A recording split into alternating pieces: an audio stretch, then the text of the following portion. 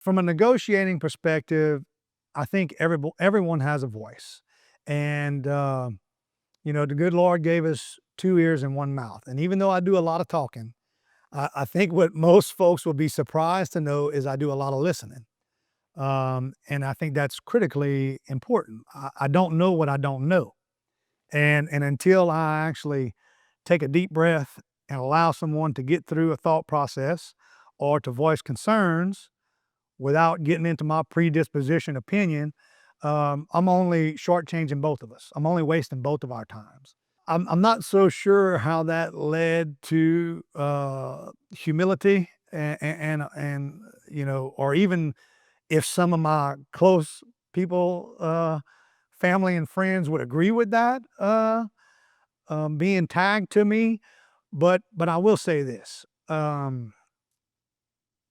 there are a ton of people who deserve credit for wherever we are right now. And from a personal perspective, I spent a lot of time growing up with my grandparents and great grandparents. I spent a lot of time with the Ladies Altar Society. I spent a lot of time in bingo halls in the American Legion. Um, all those people had a vested interest in me succeeding, regardless of what that meant, whether that was in academics or athletics or livestock shows or in raising a family or professionally. With everything that I've been blessed with, I hope I can pass that on to my 3 daughters. I hope they never take for granted the amount of people who want to see them succeed, but who also going to be there to help when you fail, to pick you back up. And so I think it is not my credit to take. It is a whole host of people from the time I was born until now, from a personal relationship to a professional relationship to a legislative perspective to my legislative staff, Miss Melinda. I mean, you, it's all of us. It's not one set of shoulders that's carrying the burden, and it's not one set of shoulders that's lifting everything up. You're listening to Fueled, a Finstamaker podcast, and I'm your host, Catherine Finstamaker. Today on Fueled, I'm joined by State Representative Ryan Bourriaque, a sixth-generation native of Cameron Parish's Cheniere Plain, whose life and leadership are shaped by the storms, industries, and people of Louisiana's coast. Ryan entered public service as a planner and grants coordinator before becoming Cameron Parish Administrator in 2014. In that role, he led initiatives that transformed the parish, from fisheries and LNG expansions to courthouse rehabilitation and a parish-wide coastal master plan. Through shoreline protection, marsh creation, and drainage, he laid the groundwork for resilience in one of Louisiana's most storm-stricken regions. Since his election to the Louisiana legislature in 2018, Ryan has carried that local perspective to Baton Rouge. As a chair of the House Transportation, Highways, and Public Works Committee, he has become a leading voice for modernizing how Louisiana delivers infrastructure, championing reforms to streamline the Department of Transportation and Development and tackle a $19 billion backlog of road and bridge projects. But Ryan's story goes deeper than infrastructure. His leadership is marked by humility, persistence, and deep roots that keep him grounded in Cameron Parish even as he shapes statewide policy. As a sixth-generation son of Cameron Parish and a father raising the seventh generation, he leads with the long view, always weighing today's choices against the world his children will inherit. In this conversation, we'll explore the lessons of his journey and what it can teach other leaders about turning local challenges into statewide progress. Thank you for joining us. Thanks for having me. Okay, we're off to a good start, I think. Just gonna shut it down right there. The only thing I can do is screw that up. It's only downhill from there. Ah, duh. Our interview today is structured around 3 parts. We'll talk about concrete, some of the infrastructure projects you've overseen and are currently seeing underway. Part 2, your character, the man that you are, the leader that you are. And part 3, legacy, which you hope to leave behind. So part 1, concrete.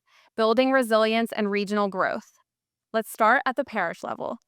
When you stepped in as Cameron Parish Administrator, you led projects like new fisheries infrastructure, LNG expansions, courthouse rehabilitation, and a parish-wide coastal master plan. Which of those projects do you think most transformed the parish? Well, I think first of all, we have to understand that this area is very diverse. And so, although we have a lot of benefits and a lot of good stories, we also have a lot of challenges. And you alluded to the storms. And I think that a lot of the infrastructure projects that we could discuss are critically important. However, I think the most important to me, and the one that I probably was the most proud of, was working through the Cameron Coastal Restoration and Protection Master Plan.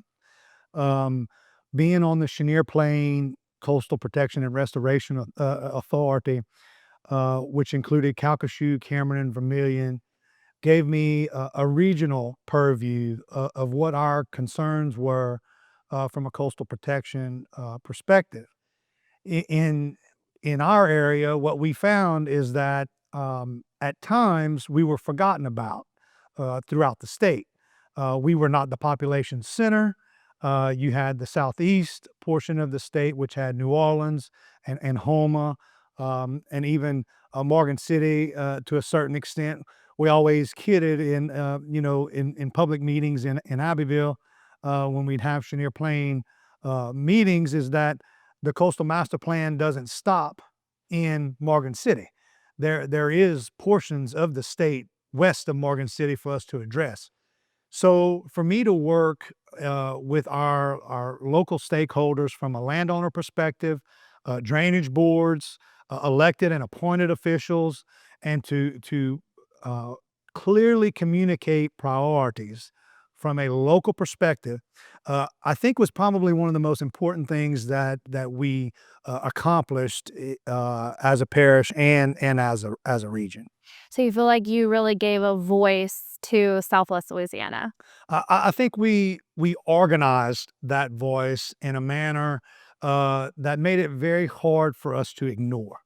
We basically took those economic benefits that existed just for this district, for District 47, around $350 million in ag and aquaculture benefits over one fiscal year, and you marry that with industry, and that includes, hunting and fishing, both from a recreational perspective and a commercial perspective. Ag, we're here in Pecan Island, and so this is kind of the focal point of all of those different facets of our economy coming together.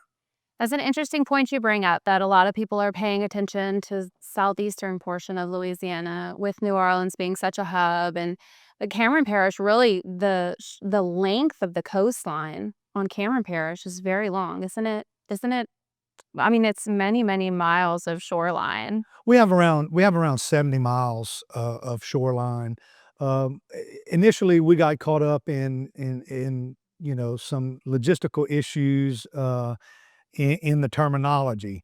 We hear a lot of discussion in the past about barrier islands, and what we found in the southwest portion of the state throughout Vermilion and Cameron is we have barrier shorelines.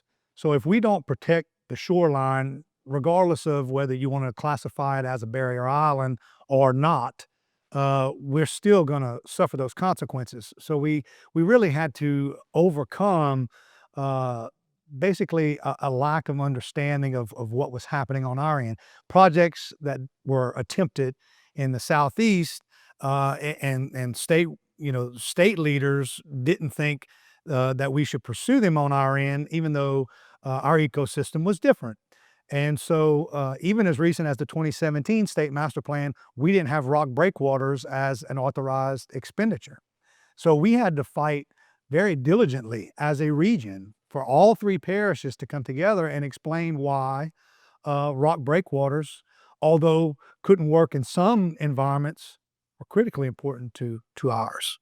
I've seen some interesting pictures on our end on the database side of having installed a rock breakwater and then actually watching the shoreline creep back out. So it's really an interesting project. What we found with first demo projects and then constructing these projects fully was that when you give Mother Nature a chance, she's going to take care of herself. And that sediment, that accretion behind those breakwaters happened naturally and immediately.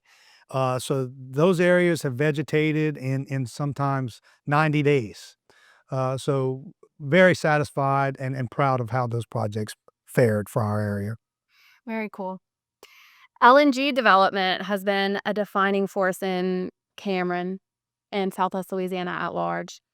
How did you navigate negotiations surrounding tax exemptions and the pilot agreements? And what lessons does that hold, do you think, for other local leaders managing large-scale industrial projects? Well, we had a lot to balance because one could look at the overall investment amount, okay, and see tens of billions of dollars of private investment, and that's great.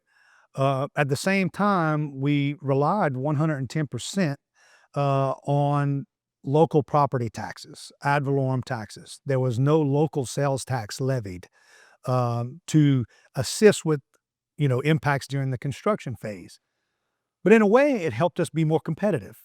So we had to balance what we thought we could accumulate immediately versus the long-term benefits of having six-figure jobs to the tune of thousands of new jobs, not counting tens of thousands of construction jobs. And so that's something that we as a parish, we had to work with 32 ancillary taxing districts, along with the school board, the sheriff, the police jury, um, just to understand what those needs were from each individual perspective.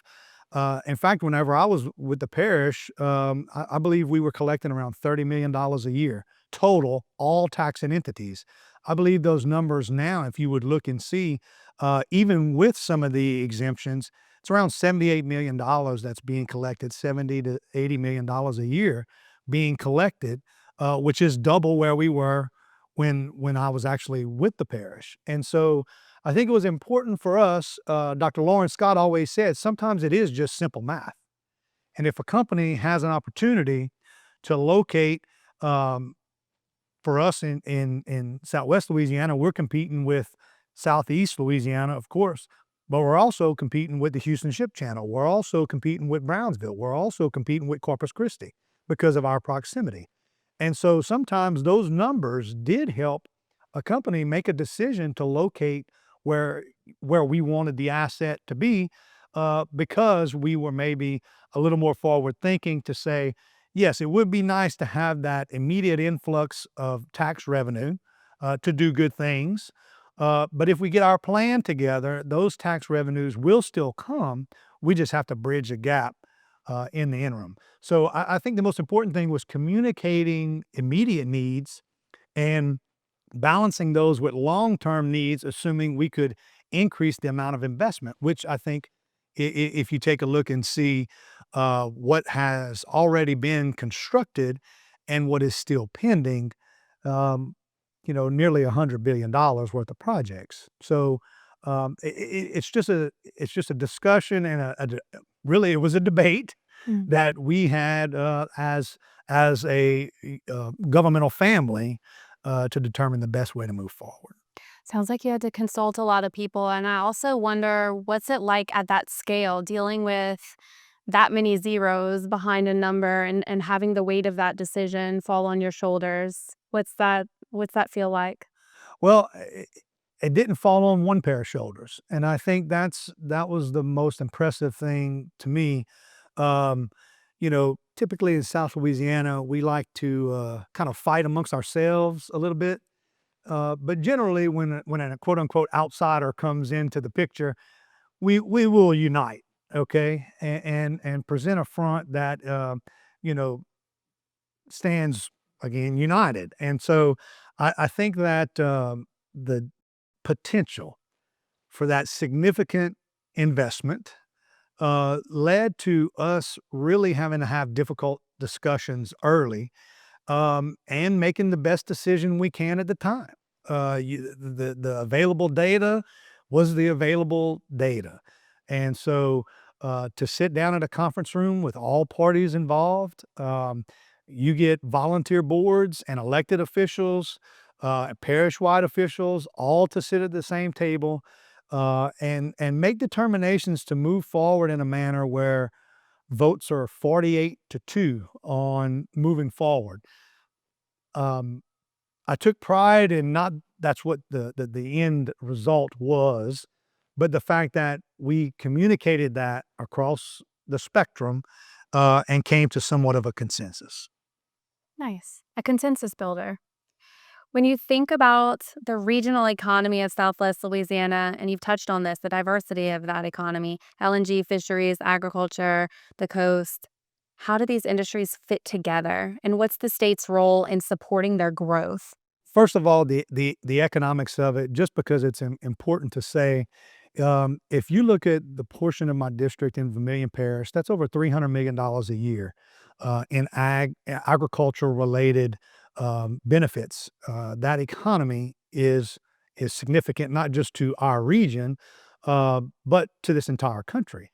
And when you marry the ag and aquaculture of Vermilion with its industrial base, with Cameron's commercial fisheries and recreational fisheries and the hunting. We're here at Duck Nuts Lodge, and there's a reason this camp is here. We have some of the most prime, fertile hunting ground in the world. And so when you can bring people like Drew Brees and Dick Cheney and Justice Scalia to a region to see what is, number one, what is going on and all that you have to offer our people, but to also see that we have needs at the same time. I think that that's one of the best things that we were able to do as a region was to highlight what our economies were, but utilize the God-given resources that we had. We utilized that as a platform to draw them here, to get them to understand what our our perspectives were. My wife grew up in Patterson, which is close to Morgan City. And when we moved to Grand Chenier in 2010 on family land, she was a little shocked. But what she found when we moved there was individuals who take up for one another, who lean on one another, and a culture that never turned never turned one of their own loose. And I was very proud that my daughters got to experience that before Laura. So all of that meshed together to go back to your original question about the economies and how we marry all of those together. I think the way we do that is through infrastructure and the fact that it doesn't matter what your economic sector is. It doesn't matter who you rely on for your take-home pay. You're still going to use our roads. You're still going to use our bridges. You're still going to rely on drainage and coastal protection projects that the area has. And so no matter what good or service we're transporting, we need to have reliable access to critical infrastructure to move goods and services across this state and the country. And to a certain extent, what you're seeing with the LNG exports, when you see 61% of the nation's LNG being exported from Cameron Parish, from right here in Southwest Louisiana, and the country as a whole is leading the world in exports, and 61% of that is coming from, one little parish. It's pretty neat. It is pretty neat. And you mentioned the majesty of nature, and I live in Lafayette, and just driving down here, and I actually called Matt on the way, and I said, "Boy, it's a vibe. It's so beautiful." And the birds and the blue herons fly over, and the purple martins are flocking, and their iridescent wings are flapping, and the flatlands and the channels on either side of the road, it really is something to behold. Well, for all the wildlife that you saw on the way down here, you got to thank Fred Hoyt for that because he allowed us to come here in the first place. So I'm glad that you were able to, maneuver through basically a scenic byway just to make your way from Lafayette to here. But but to hit on your point, my great grandfather lived till he was 97 years old. He lived in Grand Chenier his entire life. Didn't want to live anywhere else. Even after Rita took his home that had existed for over 100 years, he moved back to that same tract of land to raise cattle. And he always said this, and I thought it was very profound. If you're not right with the good Lord, you can't live in Grand Chenier because it's too quiet. You're at peace. If you want action and hustle and bustle, you can find that for any aspect of your life. But to find true beauty and true peace, spend some time out here in District 47. You'll find it relatively easily.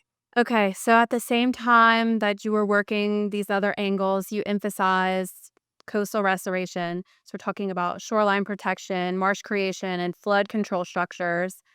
How did you balance the economic development with safeguarding one of the most fragile coastlines in the country? You can't separate them.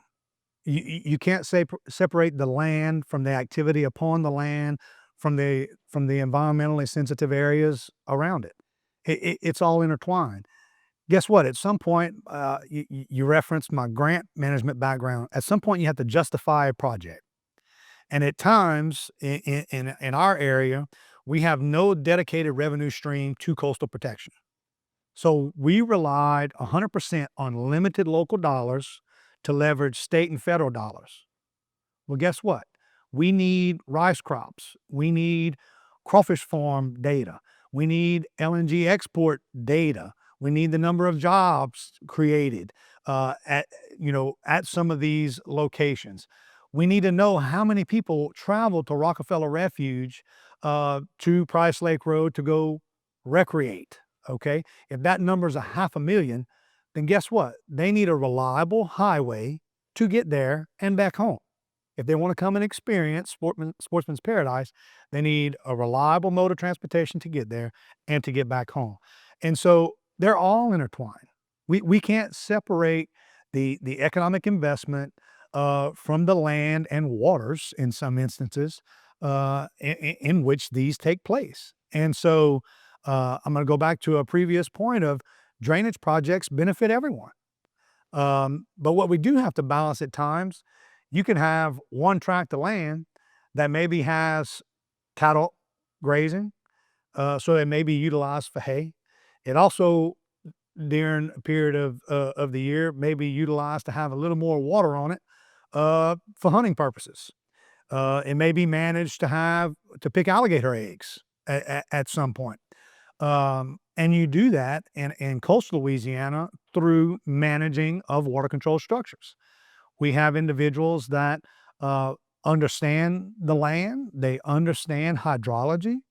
I thought one of the most critical things we did in communicating our priorities was we married local institutional applied knowledge from people who lived into their 90s, who maybe were on volunteer drainage boards in Low of Vermilion Parish, and we married what they observed and what they lived with what PhD modelists and hydrologists attempted to tell us from Baton Rouge.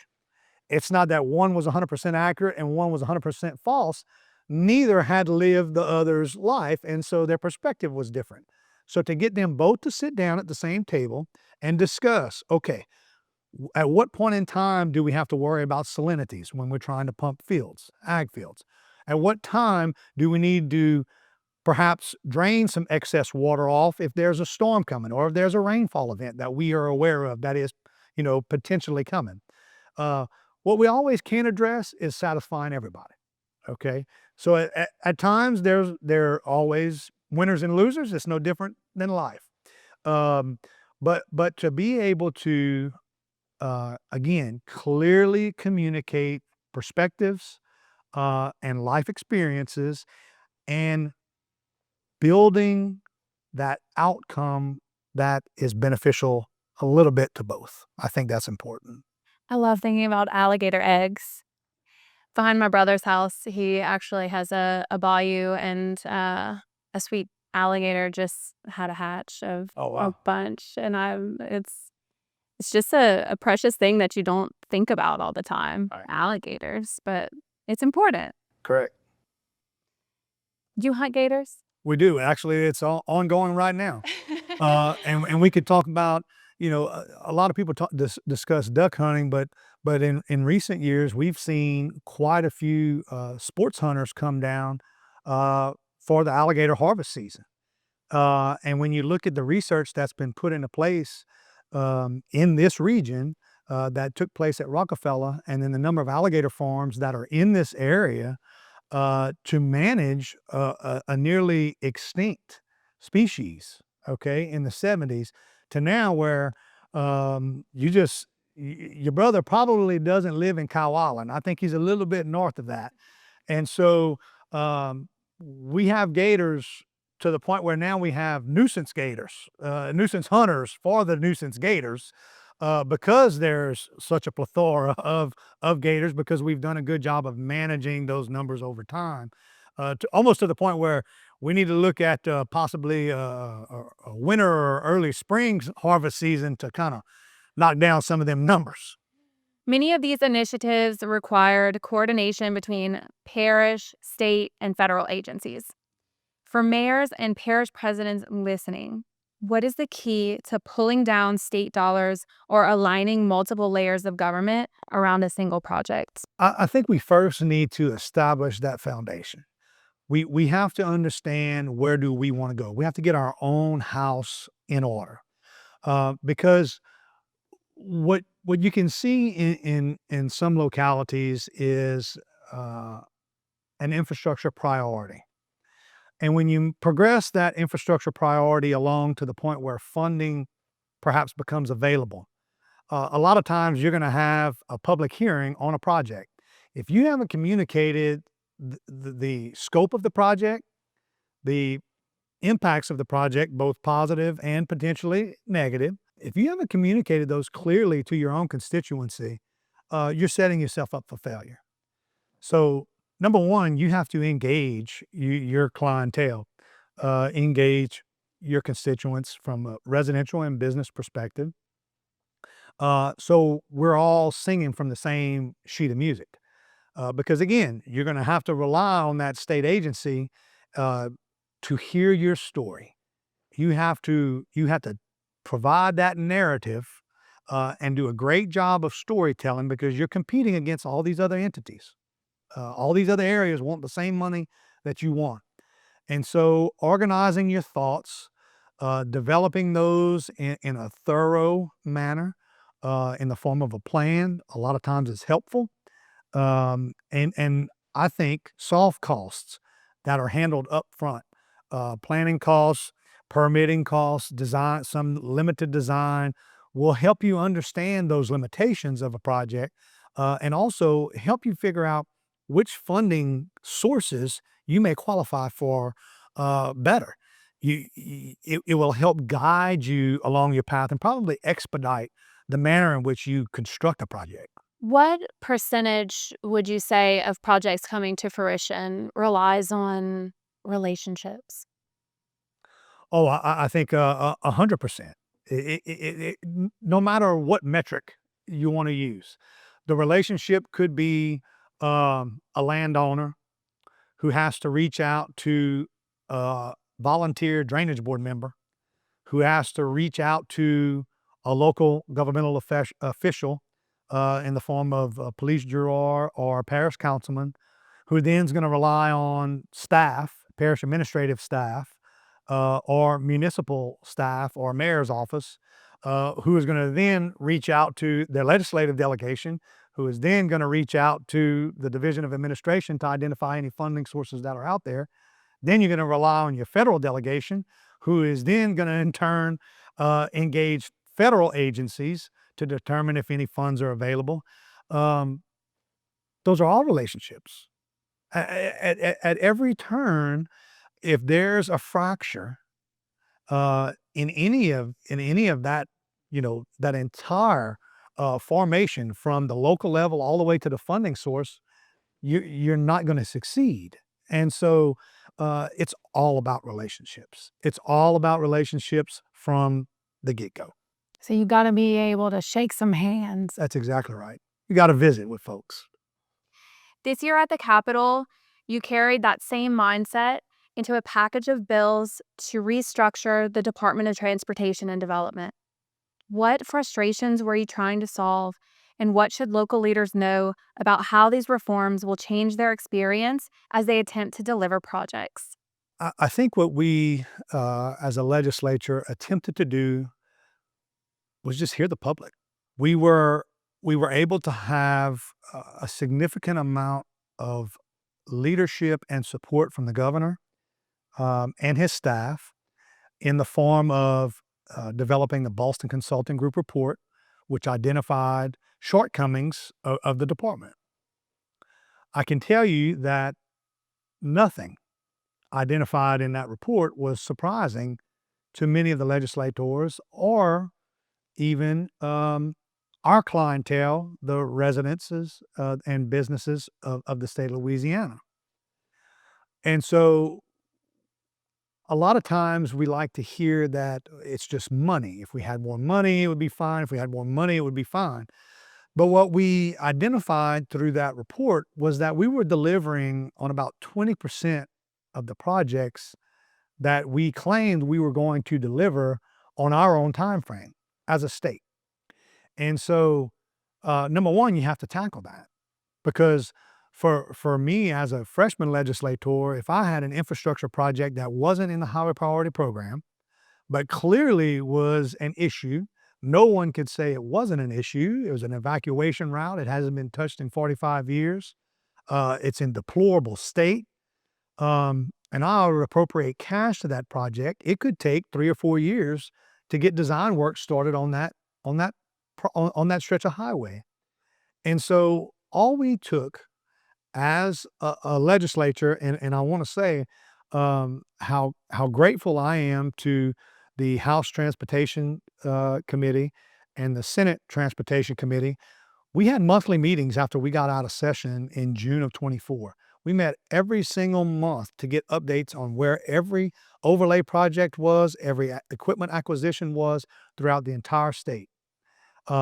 We used that as a litmus test, and then went back to those same representatives and senators statewide before session started and said, listen, here's what we think we heard. What do you like? What do you not like? Where can we pivot? What do we need to include?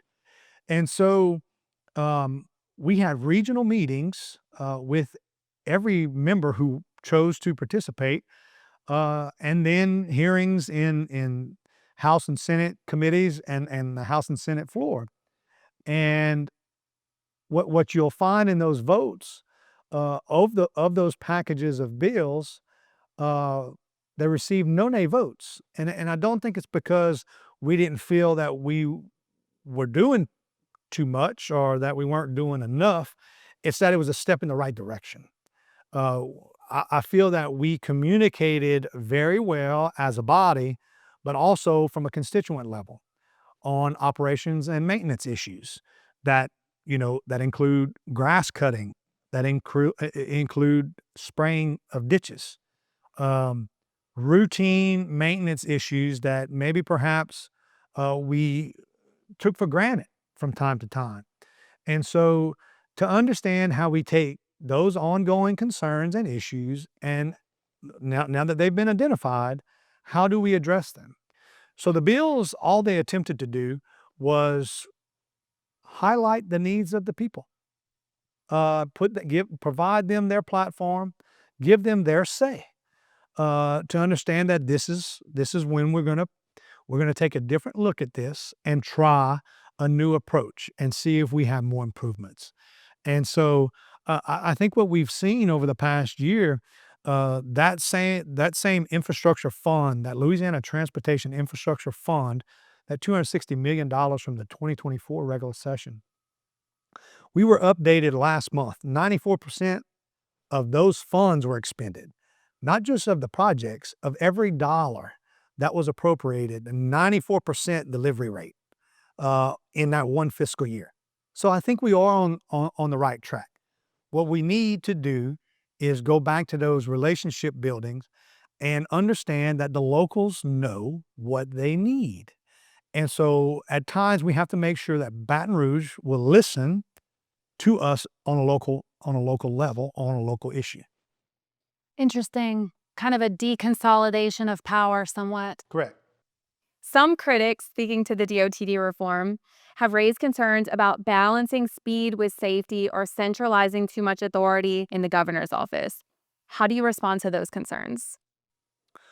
Well, the governor is the chief executive officer for the entire state. So the governor is charged and tasked with with establishing that vision, and determining which outcomes are most beneficial for his platform. He is going to appoint cabinet secretaries who are going to execute on that vision, based off of his leadership and guidance. Um, all I will say is, he's elected by the people of this state, just like we are. And so, from a DOTD perspective, I believe at the same time that you're going to see us moving to getting creative and innovative with the Office of Highway Construction, which is purely an attempt to identify non-state entity partners, both from a private industry perspective or a local government perspective, to expedite the construction of projects. That's it. We have road transfer projects that have been on the books for years where local governments literally want to take over the maintenance of a state road. We, as a state, are holding them back from doing so. I can give you an example. Downtown Abbeville, okay? We had a road transfer program that was dormant, had sat on the books for years and years and years. But for a cash appropriation to have enough money to bring the road back to state standards so it could be turned over to the locality, it still wouldn't have happened. But now what we are going to see is the local government is going to maintain that downtown city center, okay, to their own spec. So if they want to provide a 2-inch overlay of the Magdalene Square and the Courthouse Square area, now if it's within their budget, we don't have to go to Baton Rouge to DOTD headquarters to try and fight for 4 inches of overlay for the area when the project has to be fully developed and you have to worry about the spacing between the gutters and the asphalt and the stairs to the sidewalk and the asphalt, so forth and so on. Now it's a local standard, okay, that could be met. Not that it's unsafe. In fact, it's going to probably be, improved more frequently, okay? So at the same time that we're trying to get creative and innovative, we're also, for the second year in a row, providing each district office supplemental funding to go and buy equipment that they need. If it's a mini excavator to assist with ditch digging, if it's a culvert cleaner to blow out culverts in driveways across the region, we're still reinvesting at the same time that we can look at these innovative processes, okay? We're still reinvesting in those, basically the standard operating procedure that the department has moved forward with for decades. And so we're trying to shore up what's there today and also say we have to get creative. We can't wait forever. It's $19 billion of the backlog if it hasn't grown since then. So let's try, okay, to do something different. At the same time, we're shoring up what we're already doing. So moving on to part 2, character, humility, negotiation, and staying grounded. Cameron Parish is 100% unincorporated. No mayors, just volunteer police jurors. How did that unique structure shape the way that you learned to lead and negotiate? Well, at times, when you increase the number of elected officials, let's say from a municipal perspective and then the parish perspective, okay? When you move from a local municipal office, okay, to let's just say a parish district, okay, that is another buffer, okay? That's another set of eyes, another set of ears. that's going to look at a problem and probably have some say in how it's resolved. When you're in a parish with no municipalities, no incorporated areas, the buck starts and stops with the police jury. And so to have those 30 some odd ancillary districts who are all appointed by those 7 or 8 elected officials, and you're their CAO, you're their administrative arm, you have to learn to communicate very quickly. You can't waste a minute. You have to try to again understand what their concerns are. But to me, the only way you can do that is being face to face and being present. And so it being forced, to somewhat engage, I want to believe really helped me understand communication better. And going back to a previous point, I think it only illustrates the point of up front and early on, if you can identify some hurdles or causes for concern, all it's going to do is remove those boundaries further down the line when you're ready to receive grant funding and when you're ready to construct a project. All that work up front, all those discussions, all those debates, sometimes fights, end up typically improving the final product. You've been described as a master negotiator, but also deeply humble, someone who makes extraordinary accomplishments seem ordinary. How do you balance persistence with humility in leadership? I don't know who told you that. So may have to check the tape on that one. But from a negotiating perspective, I think everyone has a voice. And, the good Lord gave us 2 ears and 1 mouth. And even though I do a lot of talking, I think what most folks will be surprised to know is I do a lot of listening. And I think that's critically important. I don't know what I don't know.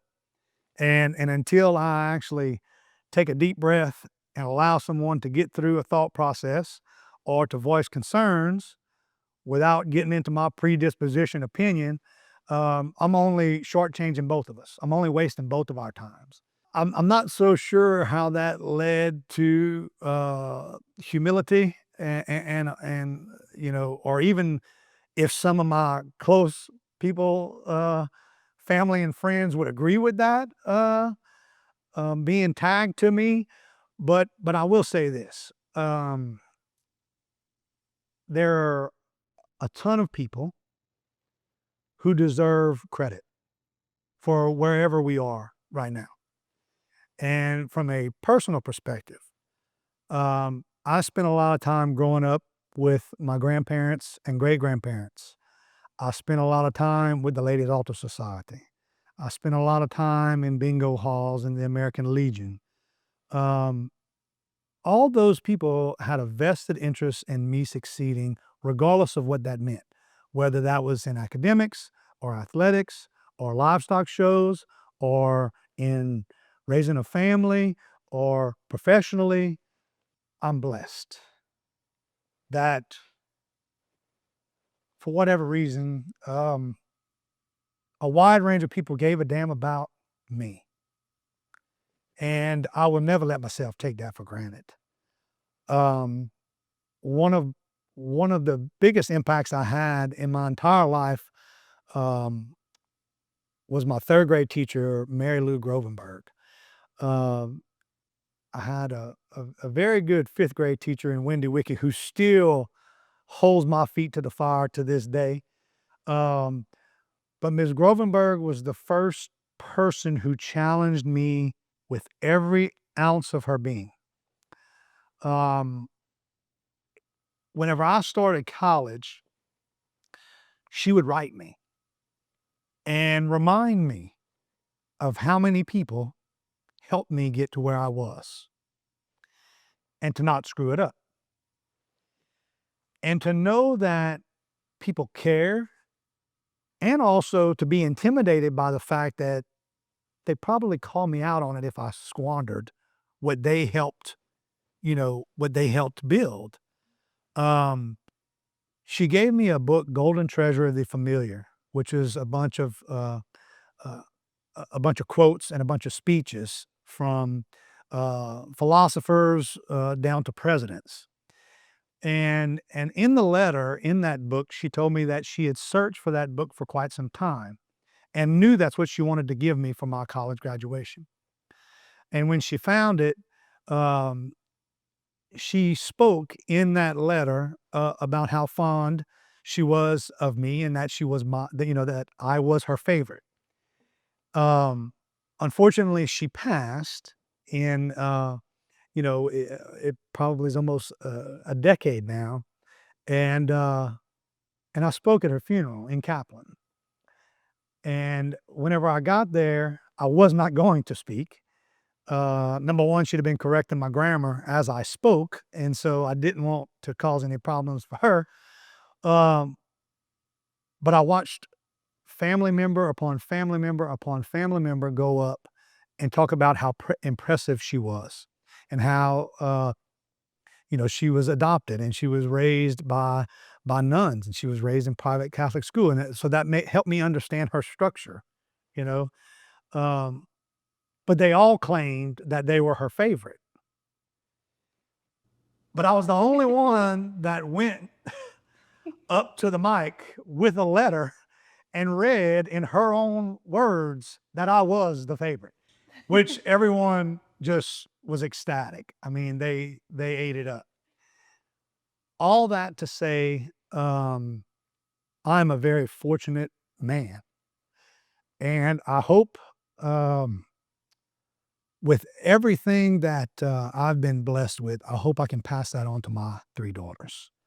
I hope they never take for granted the amount of people who want to see them succeed, but who also going to be there to help when you fail, to pick you back up. And so I think it is not my credit to take. It is a whole host of people from the time I was born until now, from a personal relationship to a professional relationship to a legislative perspective to my legislative staff, Miss Melinda. I mean, you, it's all of us. It's not one set of shoulders that's carrying the burden, and it's not one set of shoulders that's lifting everything up. People close to you say that you stayed grounded, still active in your Lions Club, church, and your kids' school activities, even as you've taken on bigger responsibilities in Baton Rouge. Tell me how you stay connected to your roots while serving at the state level. Well, I have to. I was brought up to be involved. I was brought up to be engaged, and the credit of that goes to my parents and grandparents and great grandparents who demanded it. Um, you helped, you showed up, you helped, and you contributed. And so I was fortunate to be raised in a household where, you know, both parents worked, but both parents also were involved in 4-H. They coached rec league. Um, they were involved in civic organizations, from the KCs to my mom.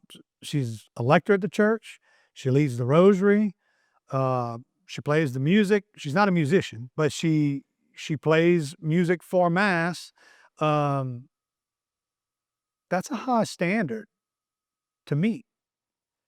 Now she never forced that on me or my kids, but it's almost intrinsic.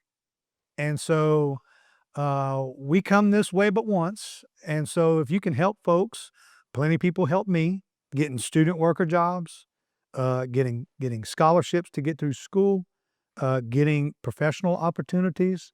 And so if you're not engaged in the community and understanding what kids are trying to go where and trying to help them get where they need to go, then you completely failed. And so I just think from day one, it was ingrained in me that you are going to participate, in spite of the fact that when you participate, you open yourself up for more criticism than you ever thought, even for volunteer festival boards. I mean, how can you turn music and food and liquor and dancing into something negative? Well, it's easy because it's human nature, okay? But you got to get past that and realize that there's people that showed up to this festival, even though as, much time and effort you put in, probably somewhat thanklessly. Look at all those families that are having a good time and grandma's dancing with the grandson and, memories are being made at those functions, and that is our culture. And so if you don't participate and try to help keep that going, then you're part of the problem. For local leaders listening, mayors, parish presidents, police jurors, what's your best advice on how to build credibility and relationships with legislators in order to get things done? We just have to visit. Mm. We just have to take the time, put something on the calendar, Yeah. and then visit. Whether it's coffee or some other form of brown water, which I don't mind partaking of from time to time. Visiting with one another. It cannot be overstated what you can accomplish when you have those discussions.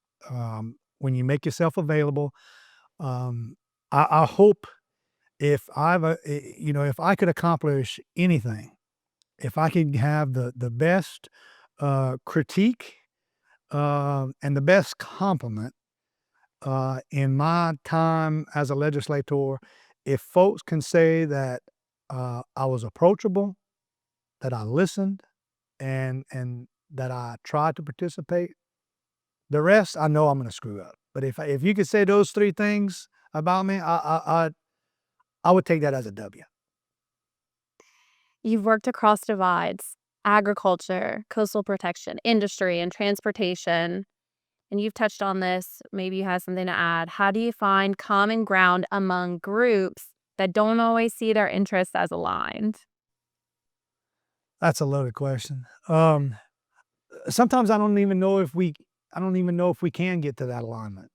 But I think at some point you have to acknowledge what your perspective is and maybe accept that it's going to be different from someone else's. I was raised different than folks who were born and reared in New Orleans. My attitude about living in the Chenier Plain may seem like one of isolation, and I guess too traditional. Maybe too, folks could even say backwater, and I have to completely disagree with that. Um, I mentioned my grandpa Charlie a couple times. He had Whole Foods before I knew what Whole Foods was. He had his own cattle. He had his own pigs. He had his own chickens. He had his own vegetable garden, and he lived to 97. And so when you have fruit trees and you live off the land, and there's no Walmart around here, when you learn to take care of yourself and understand that you're going to starve only if you're too lazy to eat, then I think it's okay to be different. And so if we're raised different and we have different life perspectives, and our interests maybe are different, then of course we're going to disagree. But at some point, we have to come to a point where we can acknowledge that we are just of differing opinions. It's not that one of us is evil, and it's not that one of us is completely wrong. It's just that my opinion is different than yours, and that's it. Um, I I think that I referenced my parents a couple times. Um, some some folks may view my voting record as uh, somewhat hard on government assistance from time to time. But I think folks that have that extended family to help, okay, to understand why it's important for you to stick together, even when you really don't want to. My family, to a fault, we get together all the time, and it's not always peaceful, okay? But we come back because it's the right thing to do, because we should lean on one another. It's different in the legislature. It's folks with different backgrounds coming and trying to mesh policy for the benefit of this state. And I do believe that right now, when you look at the gains in education to the top 30s in education, and you look at $70 billion worth of private investment coming to the state, I think for the first time in a long time, you'll have people moving back to Louisiana. And yet at the same time, we can hear the residents and business owners who are telling us our insurance is still too high, and our roads are still deplorable, and our bridges still are closed too often for our liking. If we can acknowledge the good and still try to improve on the bad at the same time, I don't think those are exclusive of one another. I think that's what we should do. So I just think it's all about our perspective on where we've come and where we want to go. And at times, maybe we just won't agree. And that's okay. I'm okay with that. I live in a house with 4 women. Very seldom do I build consensus in that house. Very seldom. It's a good place to try, though. It's a good case study. It's a good case study. I love hearing you talk about your grandfather and his land. And I'm been so enamored with a lot of healthful ideas lately that talk about returning to source, returning to the root and nature, how laying in the grass under a tree and looking up through the branches at the sky can rewire the brain. And, you talk about whole foods and having a garden.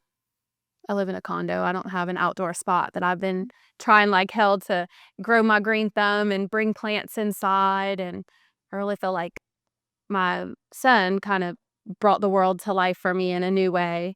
He's almost 2.5. And it's like I never saw the birds before. It's like I never saw plants before. I never saw it before. Now I'm calling it out and telling everything hello when we walk outside. And it just makes the world so much more beautiful. But always whenever I'm down on the coast, always, it's just so striking, the beauty. It's unmatched. That's it. It's Okay, worth fighting for. it is. I agree. And I like that you say about pulling people down here to see it for themselves, because you can't bottle it up and bring it somewhere else. It has to be felt. So part 3, legacy, generations, land, Longview leadership. Your family's roots in Cameron Parish now span 7 generations, with your daughters carrying that legacy forward. How does that history shape the way that you think about long-term leadership and decision-making? And you've touched on that. Maybe you have something to add. I just think it's critically important that we marry the institutional knowledge of the generations before us and document what their understanding is of the world around them, okay? And you mesh that with new technologies, new ideas, new way of thinking, new industries. I think that if we don't at some point document what those who came before us observed, learned, and how they adapted, we're doomed to fail. We're going to repeat the same issues over and over and over again. I would venture to say that out of the 1,000 bills that were filed in the legislature this year, if we looked hard enough, probably 50 to 75% of them have all been filed before. It's a guess, okay? But someone has thought of this prior, okay? There may be some social and cultural issues that we haven't lived through yet, but from a policy perspective, I would imagine a lot of this has been tried, okay? If you read the Cameron Pilot, one of the things that I enjoyed, which is our local newspaper, I think they still mail it to like Boston, Massachusetts or something, but the Cameron Pilot has a history section. And if you go in and read the police jury minutes and the summaries of meetings from the 50s and 60s and 70s, and then compare it to the same meetings that we're having today, 80% of it is the same issues. Now, it's different players, it's different circumstances, and the specificity is a little nuanced, but generally it's the same issue. It's the same issue. So the legacy should be that we need to understand what has come before us and respect it. Respect it. Because those life lessons will prevent you from making a gross mistake, okay? So I think the legacy would be understanding what has happened before us and why some things are the way they are. Sometimes you have to ask, why have we always done it this way? That's within a family. That's, we have gumbo every year for Christmas, okay? Never thought twice about it. We have shrimp and okra gumbo, and we have hen filet gumbo every Christmas. Never thought twice. I marry a Sicilian, and we go have Christmas with her family in Morgan City, and everything is an Italian feast at the dinner table with name tags, and you sit down all at one time. Completely different, okay? Completely new to me. Doesn't mean that I didn't appreciate it. It doesn't mean that I didn't understand the tradition from their perspective, coming straight from Sicily over to the Americas, and they're continuing that tradition. I think that's where we start. There are traditions, and there are aspects of our culture that we must preserve and continue. Okay? There's others that can be adapted, but to me, that's the most important legacy we possibly can. If we can't teach our kids how to cook, how to dance, how to enjoy life, I don't know what my life would be like if I didn't wake up some Saturday mornings and my 8-year-old had already made me breakfast and was just so excited to come and grab me for me to sit down, just she and I, and my coffee was ready and my plate's fixed. And how do you put a price tag on that? I don't think you can. But she's observed it. And I think in a way she knows that it matters to me whenever I'm with my parents or grandparents. She knows that it matters to me and how much I enjoy that interaction of us preparing a meal. And oh, by the way, they get to run outside and cut their own onion tops to put in the meal too. Even something as simple as that. It does make a difference. It makes a big difference. Many of the projects that you started as parish administrator, water system consolidation, shoreline stabilization, marsh creation, are still being implemented today. What does it mean to you to leave that kind of legacy behind?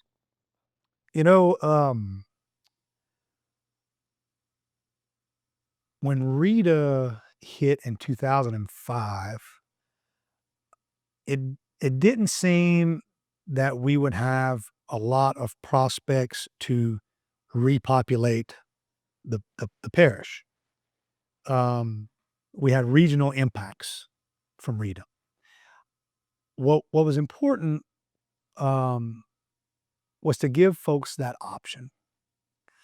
And the only way you give folks that option, and I'm about to be a hypocrite, okay, which is something that I really don't like, but that's what's getting ready to happen.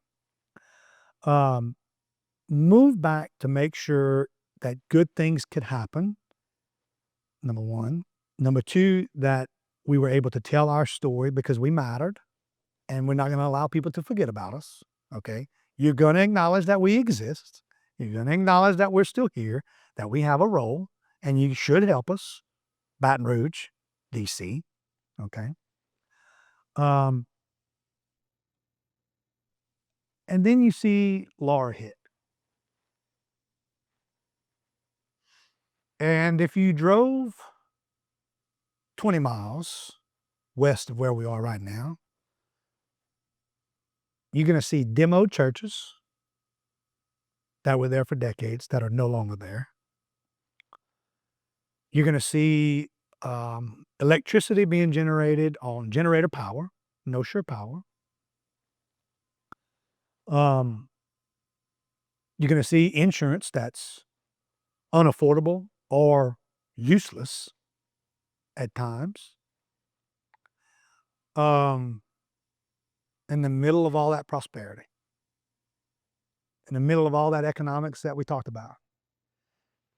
So at the end of the day, I guess I'm going to be a little hypocritical in the fact that we've attempted to make great things happen, and in some instances they are. But just like we can acknowledge that there's good things happening, we still have people suffering. We still have people trying to get it together, okay? And we have to acknowledge that. And we have to take a little bit of the blame for that. It's not only, roses every single day, sometimes it's a harder day, than a good day. What they say, victory has many fathers, defeat has none. Well, I can see how folks would believe that. It's hard to acknowledge when you come up short. And when you see it, and it's your own people, it's worse. So I think we just have to keep fighting. That's all we can do. That's all we can do is just acknowledge we still have issues, and we got to keep. We're not going to change the goal. We're not going to change the eventual preferred outcome. We just may have to adapt and change how we get there. We may have to have more iterations. We may have to have more patience than what we really want. But that doesn't mean we quit trying. It makes you emotional to think about your people in pain. Right. And to know that you could have done more. You said before that disaster recovery isn't designed to be fast to that point. It requires persistence, patience, equity. How do you keep that long game perspective in a political culture that often demands short-term wins? Can't focus on the short-term wins. That's what leadership is. You have to acknowledge how long it takes sometimes to accomplish a goal. We had a Vermilion Chamber leadership breakfast in August. And I rambled through a list of state road projects that were ongoing.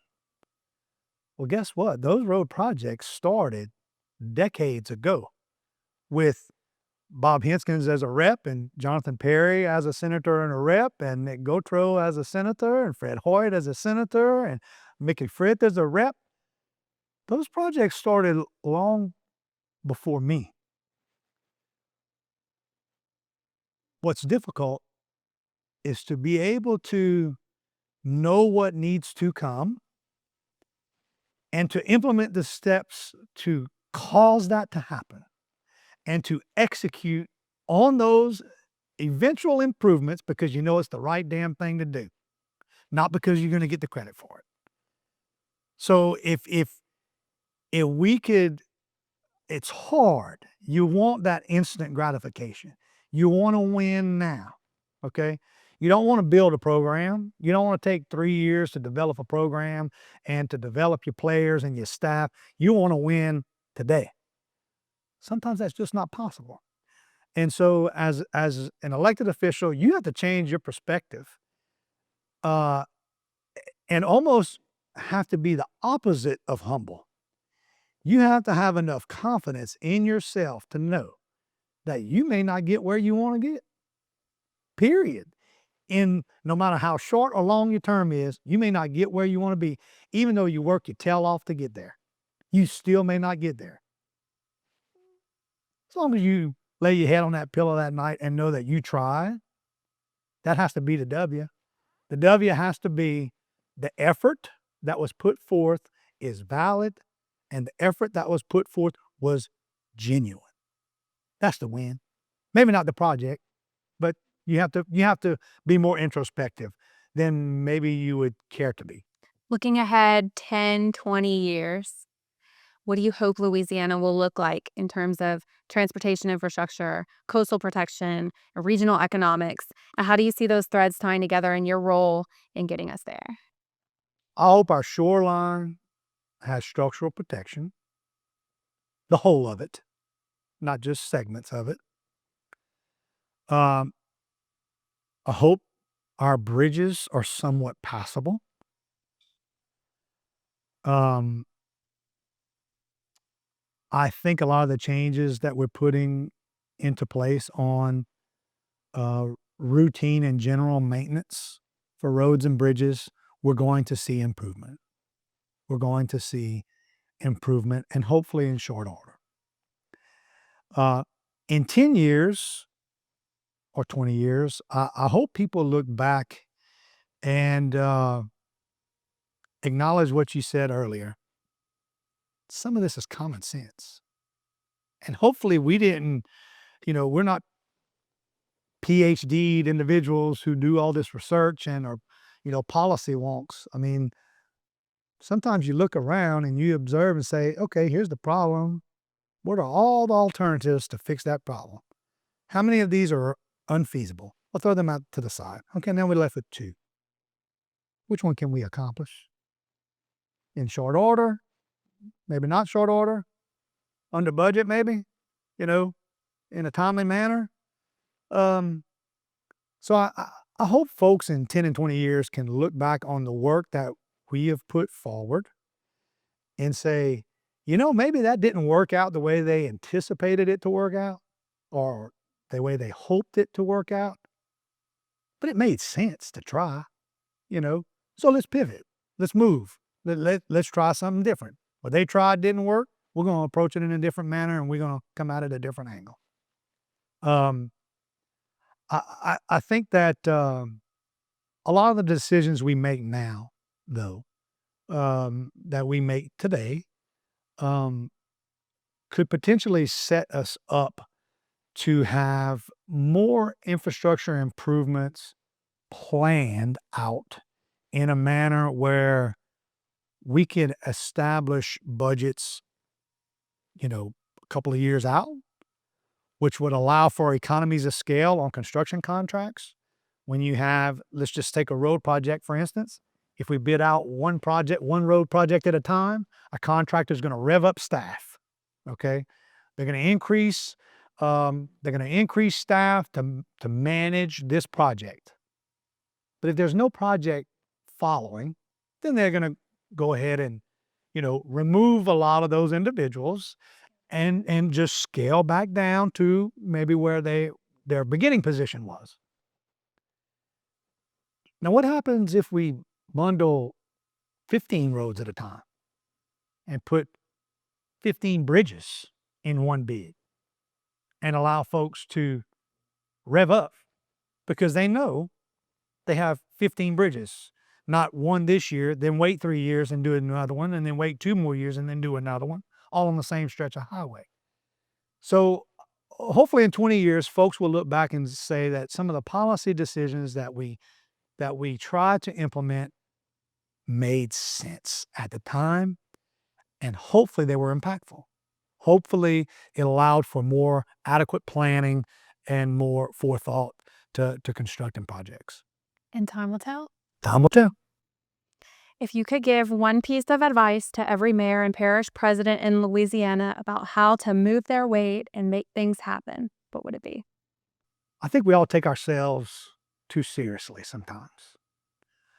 And sometimes we hold ourselves to a standard, right or wrong, that is just false. It's impossible to meet that standard. Even within yourself, you got to laugh things off when you misstep.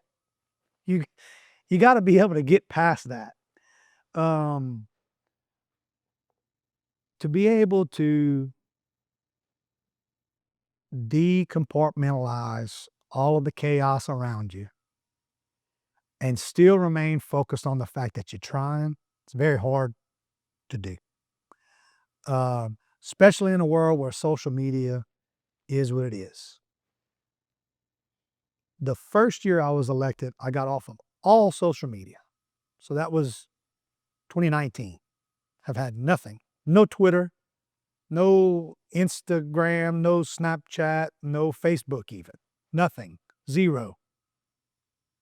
Gotta tell you, I don't miss it. And I think that the way we run our office, um, Melinda and I probably put more value in visiting with folks directly.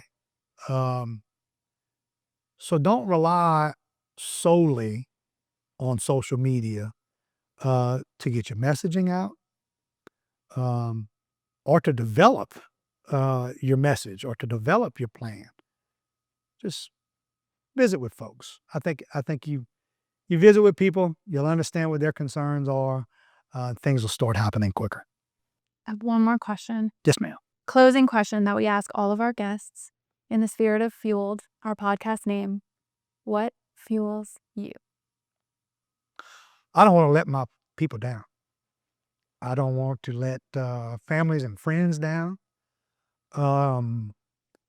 Like I said, I've been very fortunate in my 42 years on earth. I have seen quite a bit. I will never take that for granted. And all those people who challenged me at a young age, like Miss Grovenberg, I want to make sure that they're satisfied with my attempts and that they're satisfied with the effort. And I guess that's about it. Well, what a pleasure to meet you. What a pleasure to be with you. That brings it home. Perfect.